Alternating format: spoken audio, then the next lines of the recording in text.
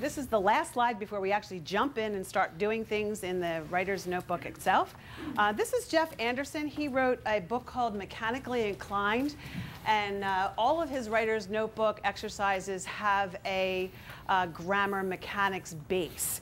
We're going to work with both today because, as we know, content is more important on the rubric than mechanics is, but sometimes things like transitions, they fall into both categories. So the ones that do are the ones we're really going to hone in on. This is what he says to do. Like I said, in our elementary school, we don't espouse this, but in the middle school we do. We don't want anything taken out. We want to go back in. We want the bad stuff. We want the good stuff. And the kids, if they can pull it out, they have a tendency to say, oh, I think I'll crumple this one up and throw it away. But sometimes those are the most interesting ones to edit. Leave the first page blank. That's what you did today. That's for the index. And he says to number the pages on the right-hand side.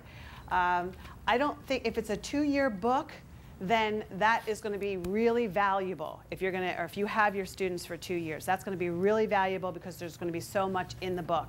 If it's going from 7th to 8th, usually the 8th grade teachers have them number because they're numbering from the last year's teacher who has different exercises than they're going to have.